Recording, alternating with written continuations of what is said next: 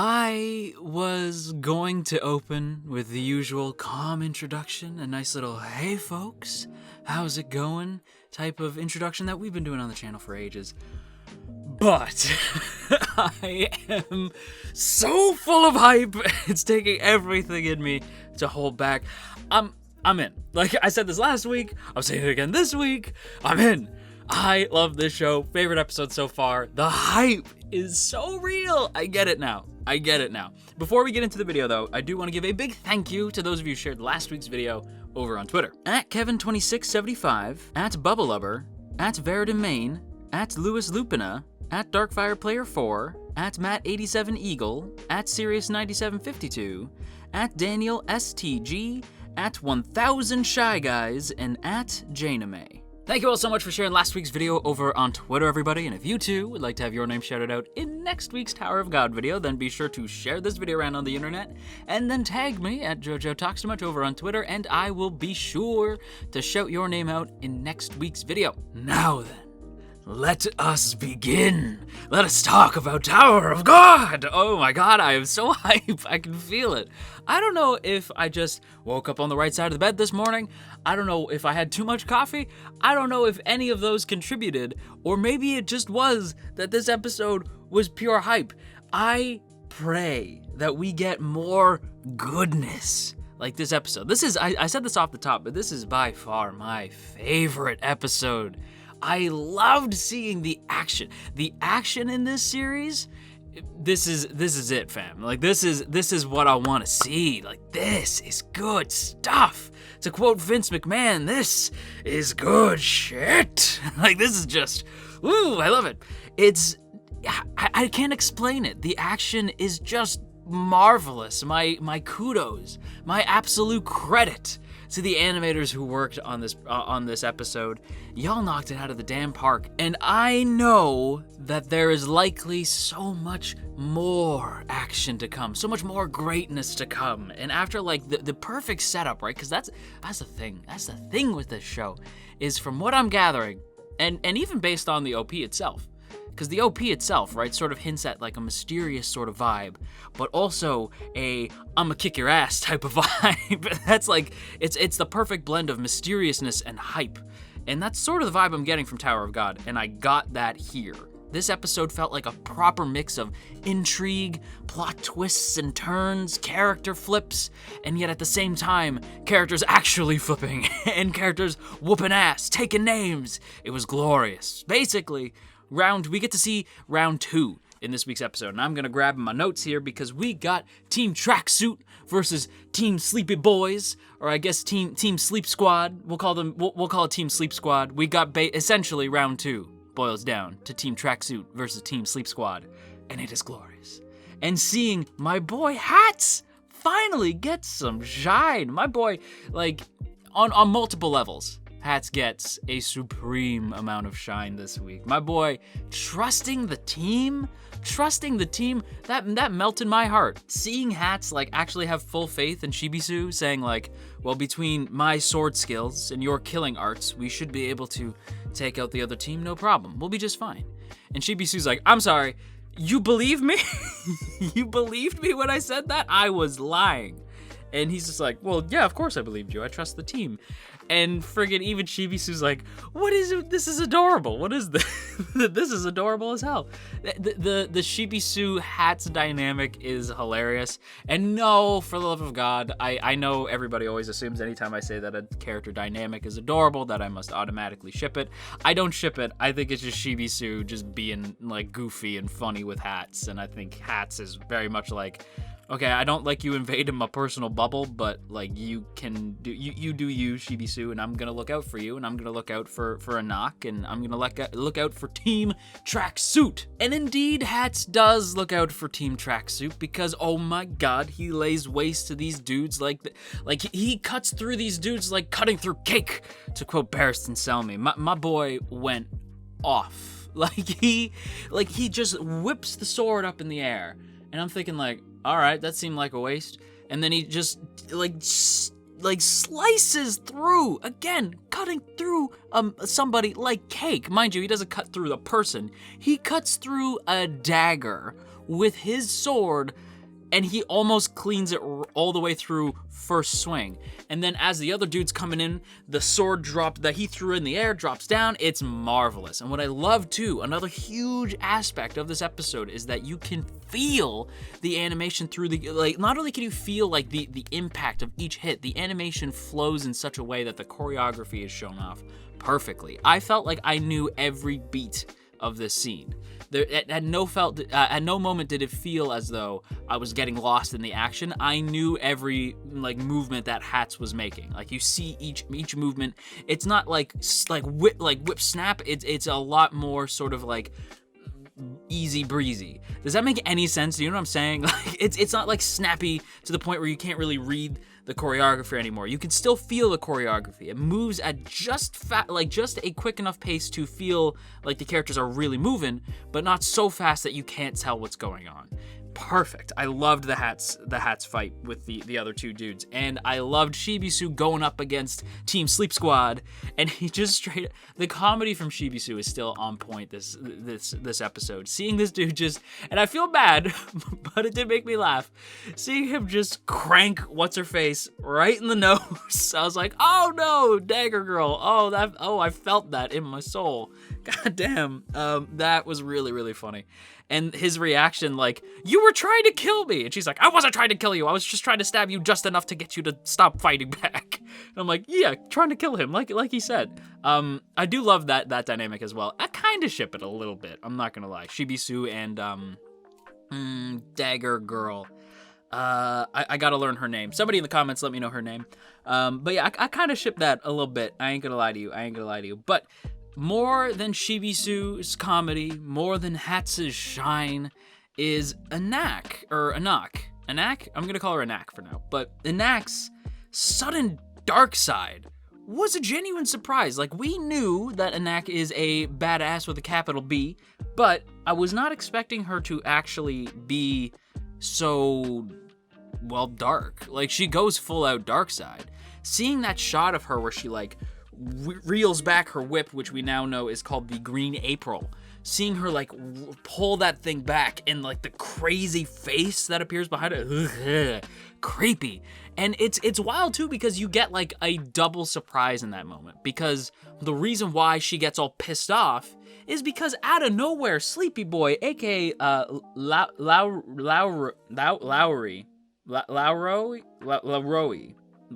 I'm gonna call him Lowrey, and hopefully I'm right. If not, I mean, it wouldn't be the first time I mispronounce things. If you're expecting proper pronunciation on this channel, ooh, I got some bad news for you. But yeah, Lowrey waking the hell up, and he's able to use Shinsu, like he's able to use the mystical whatever the hell. Like, I called it water a couple weeks ago, and everyone's like, it's not technically water. Like, it looks like water, but it's not technically water. Shinsu, just call it Shinsu. Using Shinsu at like a friggin' airbender, just moving and like cranks poor Anak with like a full concentrated blast of this. And he even says like, she's like, I was sleeping, jackass. And he's like, I know. There's nothing worse than being awoken from a nap. And I was like, ooh, taken from a absolute pro at sleeping. And Lowry's got some skill. I was genuinely surprised by that. Lowry actually taking it to Anak a little bit. So kudos there. My boy actually like stepping up in a big way. And I don't know, a lot of stuff with Lowry surprised me. And I wish we could talk a little bit more about Lowry, but I'm sorry. I'm so distracted by the Anak stuff. Anak like straight up like, again, just going absolutely full out yandere for a second, and then only really snapping out of it, and then just snapping right back into it when she realizes that, wait a minute, there's another one of these types of weapons here. And then she looks over at Bam, and Bam's clearly like reacting in a certain way, and she's like, holy shit, that's not just some sword wrapped up for some reason. That's the Black March.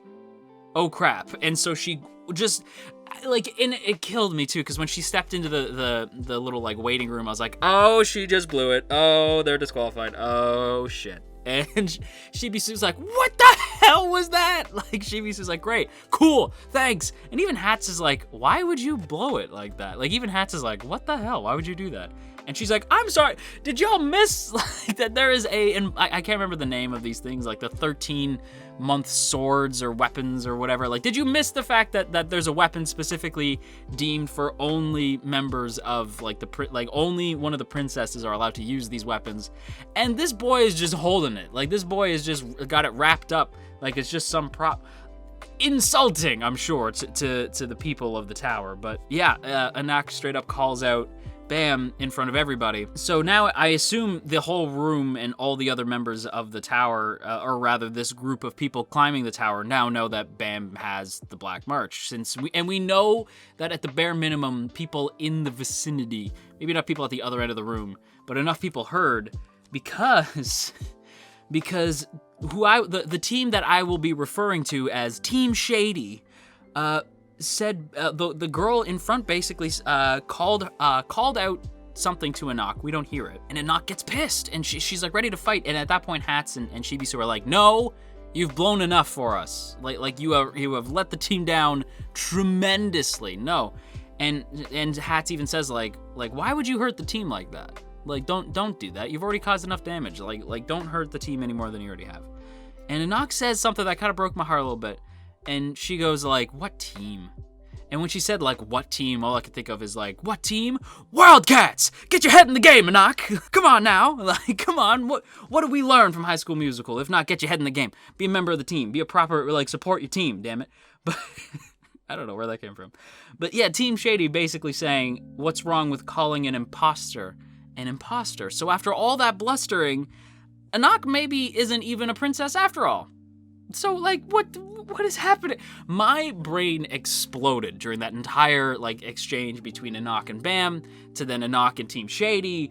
I'm like, what is going on? Like, I'm so intrigued. I gotta know. It's, like, between the action and then the intrigue of, like, what is going on? How are these characters, like, connected? How do they know each other? Like, what are they hiding from each other? Just, it kills me. And basically that ends round 2. And we get a sneak preview of round 3. We get to see like the beginnings of round 3. And I swear, Kun needs to change his name from Kun to Blue Loki, because my boy straight up went full out Loki in this episode. You cannot prove to me otherwise. You cannot try to tell me that he was not Blue Loki this entire aspect of round 3. He basically just bolts for the crown, grabs the crown, puts it in his bag, his briefcase, and then he gets tired of fighting, throws the crown, tells everybody else to go fight for it, and then he goes, wow, you guys really didn't notice, huh? And everybody turns around, and he just has the crown, and Bam is sitting on the throne, and I'm like, that was some straight up Loki stuff. Like, not only was he playing mind games, but he was able to, like, make illusions, like a fake crown that everybody was fighting for while he had the real crown. Just craziness. And the track that plays at the very beginning of Kun versus like the rest of the rabble when he's fighting those other random dudes. This is at 20 minutes 40 seconds. This track is divine. It's like the classiest lo-fi hip-hop track you've ever heard. It is marvelous. But what else do you expect? It is Kevin Penkin. Kevin Penkin on the track. This man kills it. This man crushes it. Like, finally, my boy, like, Made in Abyss, like, his music used perfectly. Shield Hero didn't really use Penkin's music as well as I felt like it could have, but Tower of God is like, behold, Kevin Penkin. Just, it's so good. Marvelous use of Kevin Penkin's music. And again, like, it actually, like, a minute later, the hype-up track at the end of the episode, also A-class. Kevin Penkin cannot be praised enough. Like, the man's work is absolutely perfection. And we end the episode where we began the episode, with Rachel being trifling. Like, there's something about Rachel that I don't trust this woman. And when she straight up said, like, cause like he even says like Rachel, like Bam at the beginning is we joked about this on our podcast, East Skywalk podcast. But there's this moment in the podcast where we all joke, or well, specifically Sun brought it up, and then I think the rest of us just burst out laughing. But basically the idea was that Bam is basically just Christian Bale's Batman, like, Rachel! Rachel! I guess that's basically what he does, like, in the episode, just, Rachel! And she says nothing. And I was like, oh, that's a bad sign. And at the end of the episode, when Team Shady's like, the mouthpiece for Team Shady says like, so you don't mind if we kill them all, right? And Rachel says like, yeah, of course, that's fine. Ooh, Rachel! Ooh, Rachel! I gotta know what's going on with Rachel. I gotta know. I mean, don't tell me, obviously. I'm just saying. I'm just saying that I'm excited for next week. With that said, everybody, I'm going to wrap up my thoughts here. I got way more hype and way more energetic than I thought, but I like it. I like it. It's good stuff. Question of the day.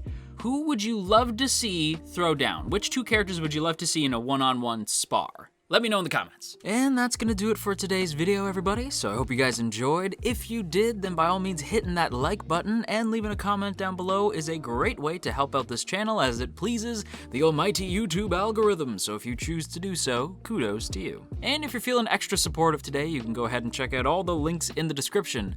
One goes to my Twitter, another one is to our Discord server, another one to our merch store if you feel like grabbing yourself a mug, and of course, our Patreon page. And speaking of the Patreon page, I do want to give a big thank you to those of you in the T Squadron who support this channel month to month. Let's go ahead and do the Earl Grey shoutouts. Izevi, Andrew W, Branson C, Bria Rose, Calvin A, Crowbar of Irony, Daniel G, Digger the Fox, Dominic G, Emily, Ionos, Urza, Ginkotaku, Godzilla Fan, No For Nothing, Maria T, Marshall B, Mater, Mirth Mouser, Cell, Shadow Creative, Stephen G, Sakochi, The Suavest Orange, Tristan G, and Veridan. Thanks so much for your continued support over on Patreon, everybody, and if you too would like to join the T Squadron, then be sure to check out the first link in the description to check out our Patreon page. That is a huge way to support the channel. And again, be sure to check out the other stuff in the Discord as well. Go join our Discord. It is now public. You can all join. Everybody can hop in the Discord. Follow me on Twitter if you want me to ramble at you even more. And until next time, you stay classy, AnyTube, and wash your dang hands.